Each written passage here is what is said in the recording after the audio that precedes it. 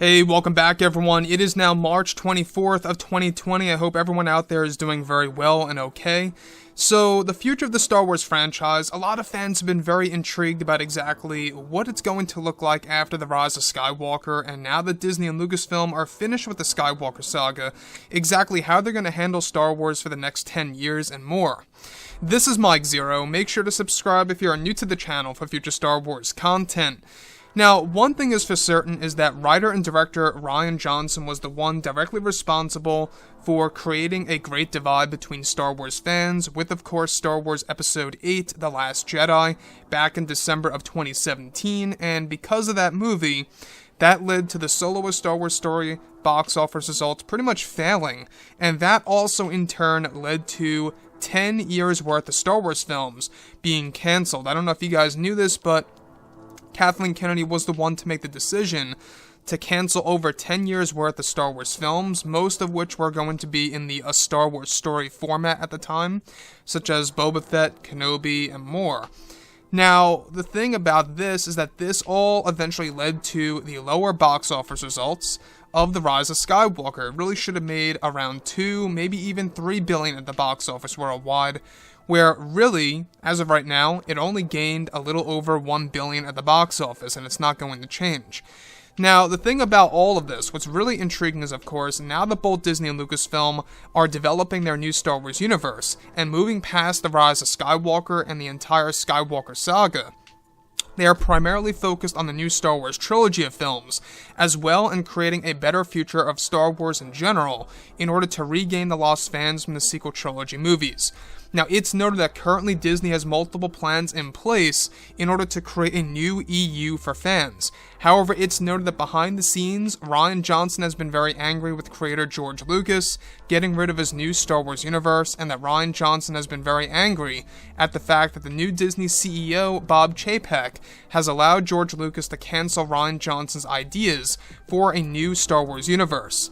It's explained that also during an interview at the premiere for The Rise of Skywalker, when questioned about his strategy at storytelling, Rian Johnson actually went on to explain that the fans don't matter when it comes to the Star Wars universe.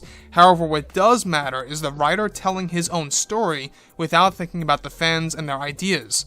Johnson went on to state that he doesn't necessarily enjoy the hardcore Star Wars fans, as they become very loud and those who shout into a void, making those, of course, seem worse than they really are when it comes to backlash.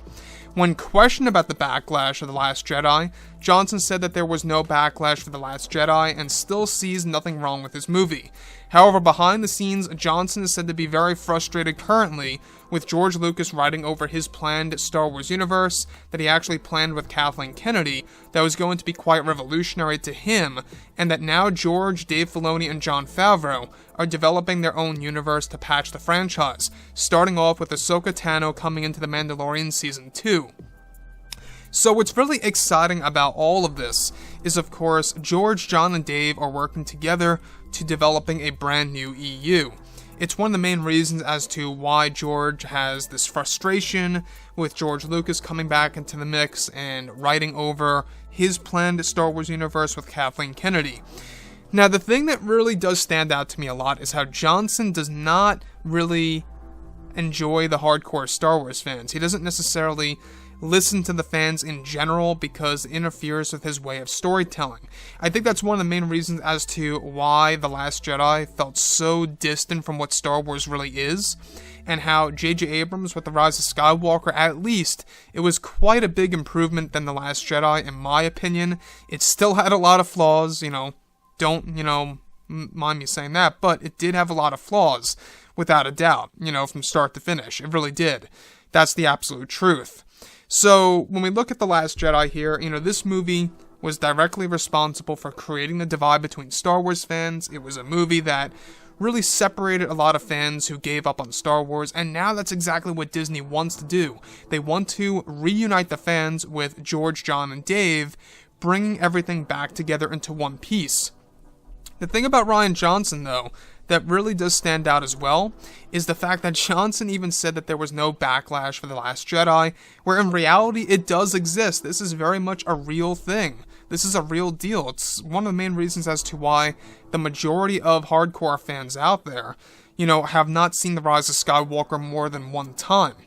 I myself only saw it twice, and if it was a really good Star Wars film, like, other Star Wars movies out there, I would have seen it at least 5 times. If it was really good and it really stood, pretty much out of the, boundaries of what Disney was able to do with, of course, everything else. Now, like I said before, guys, I would really like to hear what you guys have to say about Rian Johnson and how his new universe has been canceled because of George and because of Bob Chapek. And if you guys did enjoy the content for today, do make sure to drop a thumbs up on this video to support the channel. I thank you all so very much for the kind support, and I'll catch you guys next time.